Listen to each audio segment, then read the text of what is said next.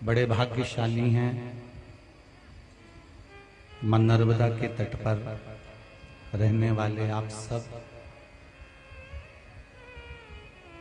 जो बैसाख के महीने में मां नर्मदा शिव महापुराण की कथा को श्रवण करने के लिए यहाँ पर विराजमान है।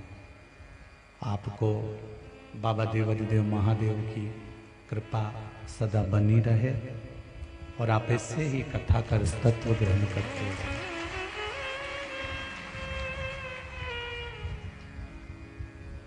जिनकी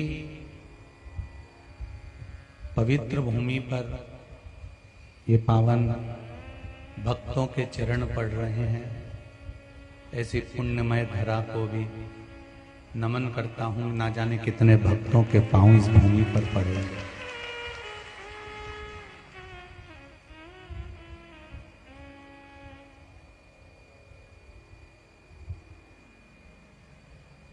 स्वर्गीय श्री नीलेश जी सोनी जी की स्मृति में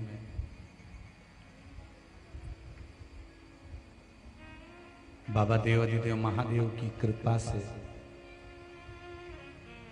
श्री बद्र प्रसाद जी, रविकांत जी सोनी, श्री शैलेश कुमार जी सोनी, सेमली हरचंद द्वारा नर्मदापुरम के इस पावन सेमली हरचंद में भगवान की अविरल कथा अपन सब श्रवण करने के लिए बैठे हैं।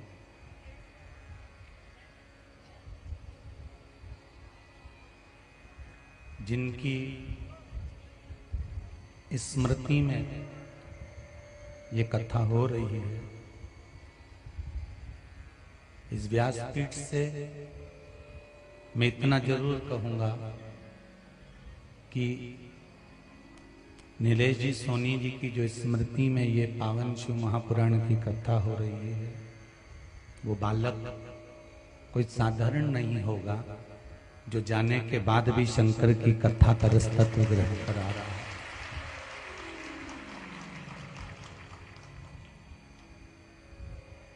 मृत्युलोक में आना और जाना, पृथ्वी पर जन्म लेना और मर जाना, ये तो जगत गुरु शंकराचार्य जी भी कहते हैं कि पुनरपि जननम पुनरपि मरणम, बार बार जन्म लेना, बार बार मरना, ये तो निश्चित है। हमने पहले भी कथा में कहा, तुम रोटी खाओगे तो भी मरोगे, नहीं खाओगे तो भी मरोगे। बादाम खाओगे तो भी मरोगे, नहीं खाओगे तो भी मरोगे। कोई अलग से कोई सियोर वाला महाराज आया न तुम आए, सब एक जैसे हो। पर जो समय हमको मिला है, उस समय का हमें सदुपयोग करना।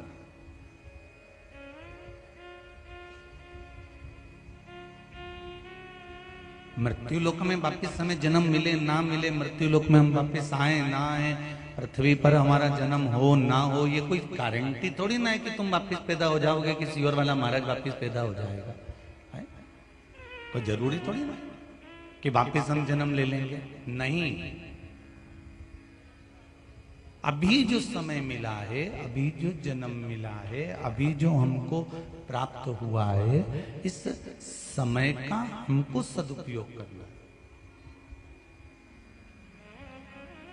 बड़ी मुश्किल से नर तन मिला है, ये गंवाने के काबिल नहीं है।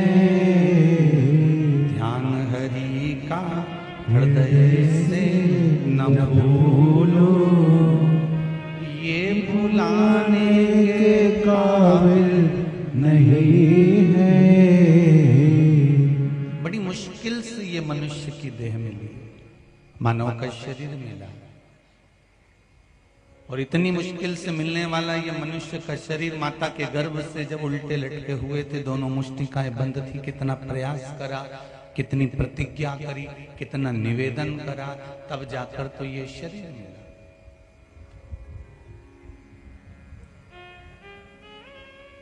और उसके बाद भी हम इस शरीर का सदुपयोग ना कर पाए, उसके बाद भी हम इस शरीर को भगवान के चरणारविंद में रख ना पाए, तो जीवन बेकार है।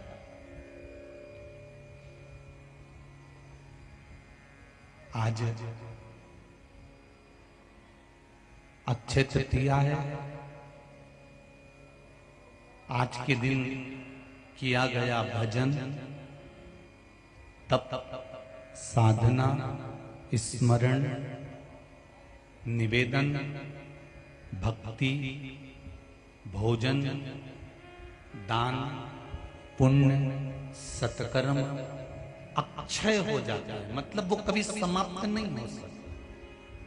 वैसे तो शिव महापुराण की वायव्य संहिता कहती है कि शंकर भगवान को दिया गया दान, या शंकर भगवान का किया गया भजन, या शंकर भगवान की सुनी हुई कथा, या शंकर भगवान पर समर्पित करी गई एक बेलपत्र, या शंकर भगवान पर चढ़ाया गया एक लोटा जल, अगर आप शंकर के मंदिर के सामने से भी निकल कर चले गए हो, या शिव के चरणों को धोख लगा दी, प्रणाम कर दिया, तो ये तो अक्षय हो गया। शंकर को किया गया पुण्य भजन, एक लोटा जल कभी समाप्त ही नहीं,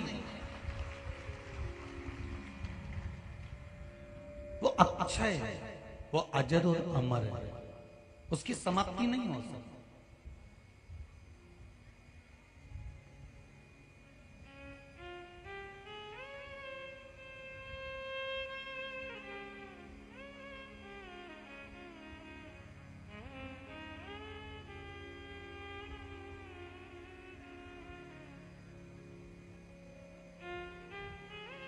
भजन में, चित्त में, स्मरण में ये मन निरंतर लगा, उससे बढ़कर कोई सुख नहीं हो सकता।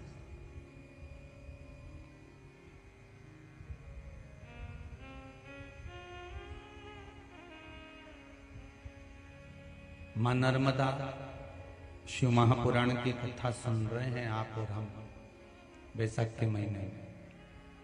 नर्मदा जी का नाम ही नर्म से मतलब होता है सुख, आनंद, और दा का मतलब होता है देने वाली। जो सुख की देने वाली है, स्मरण की देने वाली है, भजन की देने वाली है, भगवत स्मरण की देने वाली है, वो नर्मदा। ये साधारण सी कोई ऐसी बहने वाली नदी नहीं है।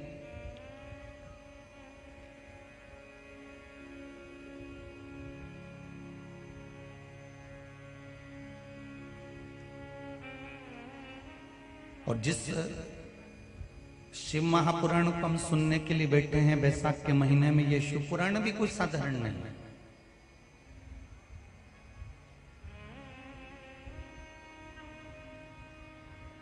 शिव महापुराण की विद्येश्वर संहिता में एक शब्द लिखा हुआ है कि मनुष्य के ना जाने कितने कितने कितने कितने जन्म निकल जाते हैं, तब भी वो शंकर की कथा का रास्ता तो ग्रहण नहीं कर पाता है।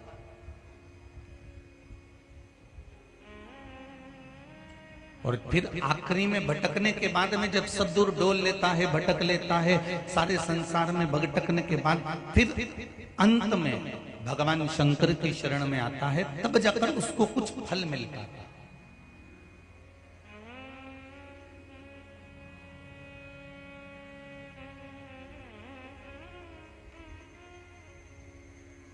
भक्त और भगवान के बीच में कोई दूरी ना हो।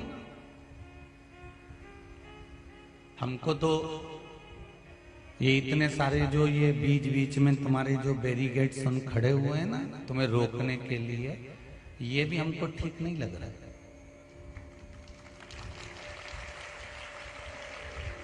केवल ये जो पाइप लगा है यहाँ पर एक बैरिकेड होना चाहिए जजमान को बैठने के लिए, बाकी का जितना है नहीं। तुम्हारे और हमारे बीच में कोई पर्दा हो ही नहीं तो मजा ही नहीं आए कथा बाज कर।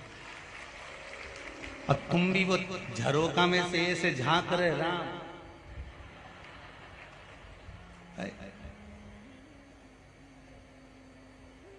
और आधी दूसरे पे ढुली जा रही, और वो बाजू वाली यूं मारे जा रही। ये जो कथा का रसतत्व है ना, ये बड़ी मस्ती का रसतत्व है। इसको सेमली अर्चन वालों बार बार नहीं मिल सकती। बैसाख महीने की शिव महापुराण बार बार नहीं मिलेगी। ना जाने कितने पुण्य प्रकट हुए होंगे। ये सोनी परिवार के तो पुण्य बाद में प्रकट हुए होंगे, पहले तो तुम्हारे पुण्य का घड़ा भराया होगा, तब जाकर यहाँ कथा हो रही है।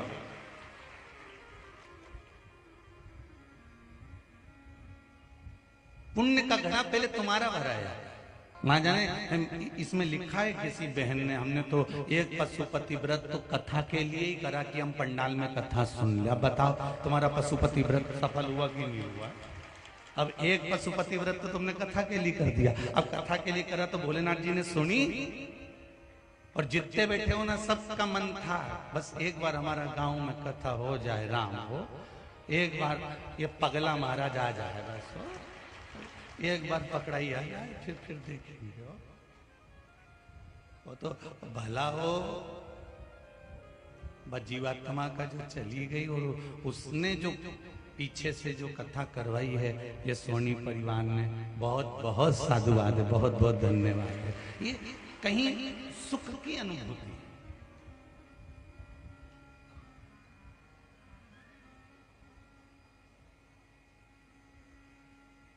किसी के मरने के बाद में कोई पुण्य करवाता है, और किसी के मरने के बाद में लोग उसके जाने के बाद उसको अपशब्द कहते हैं। दो तरह के लोग रहते हैं। वो गांव में एक व्यक्ति ऐसा ही रहता था, वो हमेशा गांव वालों को परेशानी करता था। उसने विचार करा कि मैं मर जाऊंगा तो फिर इनको परेशान कौन करेगा। तो उसने क्या करा कि गांव वालों से कहा, भैया मेरी अंतिम सांसें चल रही है, मेरे प्राण छूट रहे हैं, मेरी उम्र हो गई 90 साल की, अब मैं मर रहा हूं। मरने वाले की अंतिम इच्छा पूरी करना चाहिए। मेरे दोनों हाथों में 2 कील ठोक दो, और पांव के पंजे में 2 कील ठोक दो, बस इतनी सी मेरी अंतिम इच्छा है, फिर मैं मर जाऊंगा। गांव के लोगों ने मना करा, ऐसा नहीं हो सकता, हम नहीं ठोक सकते, देखो अच्छी बात नहीं है, नहीं तुम्हें सौगंध है, तुम्हें ठोकना पड़ेगी, मेरी अंतिम इच्छा पूरी करना पड़ेगी। और गांव के सरपंच ने कहा ठोक दो। गांव के लोग कीला लाए, तो उसके हाथ में ठोका, तो उसके पांव में ठोका।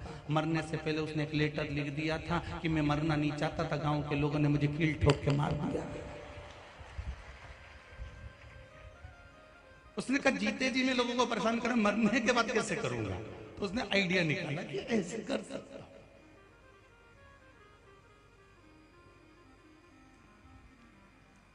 कोई होता है जो पुण्य कराता है, कोई होता है जो भजन कराता है, कोई होता है जो सत्कर्म कराता है। इसलिए शंभु शरणे मांगू घड़ी दुख काटो, दया करी ने ये शिव की कृपा, ये शंकर की अविरल भक्ति।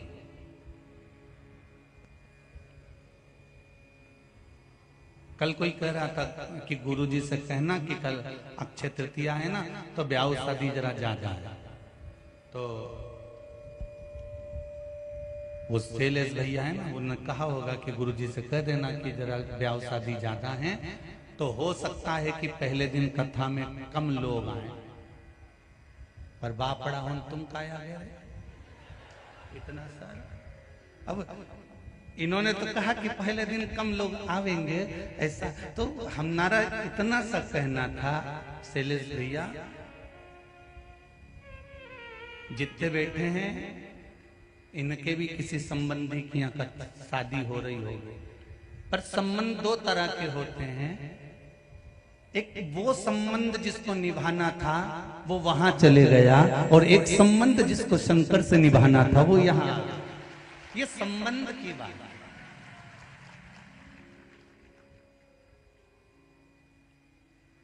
इसीलिए ये पंडालों से बाहर बाहर ढेर बैठे हो।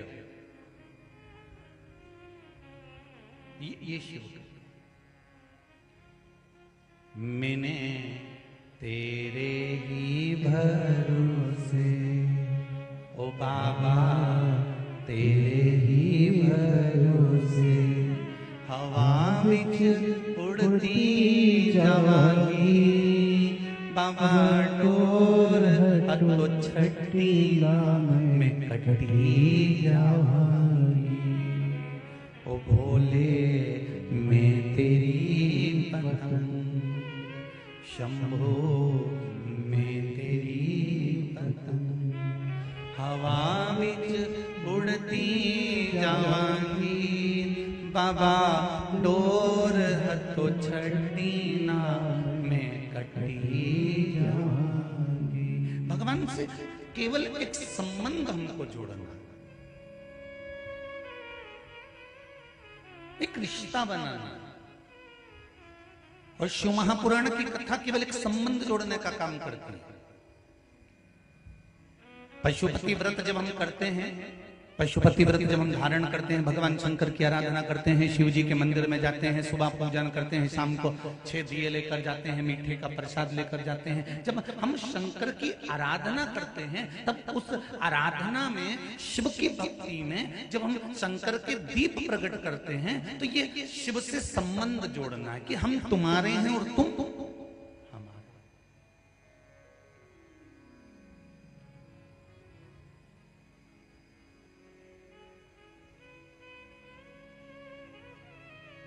यहां भोलेनाथ जी से संबंध जोड़ना। और एक बात बहुत अच्छे से ध्यान रख लीजिए,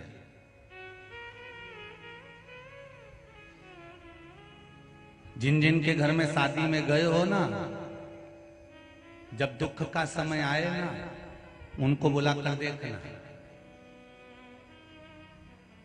जब थोड़ा बहुत पैसे की तंगी पड़ जाए, दुख आ जाए, बीमारी आ जाए, कष्ट आ जाए, तो जितनों के यहाँ शादी में गए हो उनको बुलाकर देखना।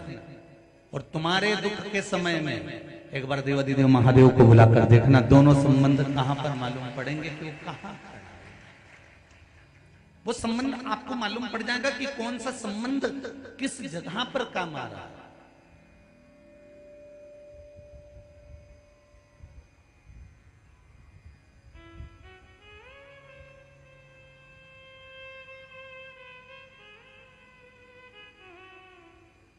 महाराज, परिवार, रिश्ते, नाते, ये तो घर तक के साथी हैं, और घर के बाहर तो इससे तो भजन ही है साथी, हरि के भजन बिन अकेला रहेगा, हरि मन दो दिल का मेला रहेगा, कायम ये जगी का झमेला रहेगा। संपूर्ण जीवन के इन संबंधों को देख। आज एक अक्षय तृतीया है, मां अन्नपूर्णा का जन्मोत्सव भी है। आज मेरे भगवान विष्णु के अवतार श्री परशुराम भगवान का जन्मोत्सव भी है। आप सभी को मेरे परशुराम भगवान की और अन्नपूर्णा माता के जन्म महोत्सव की बहुत बहुत बहुत बहुत बधाई।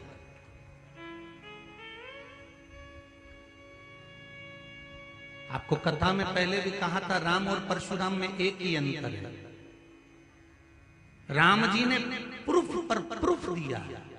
सीता जी की अग्नि परीक्षा हुई, सीता जी को छोड़ दिया गया, किसी के शब्दों पर ध्यान दिया गया।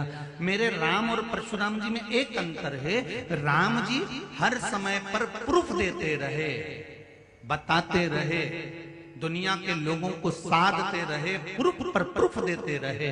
और परशुराम भगवान ने कोई प्रूफ नहीं दिया, बस उन्होंने तो फरसा उठाया और जो निपटाना चालू करा। दादा, किसी ने प्रूफ ही नहीं मांगा।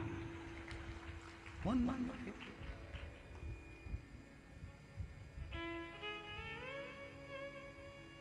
फिर कौन मांगे कि भैया दादा इससे कौन भिड़े?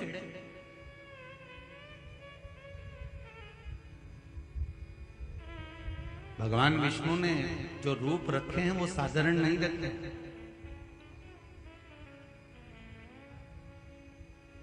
भगवान विष्णु ने जो स्वरूप धारण करे हैं वो साधारण नहीं करे।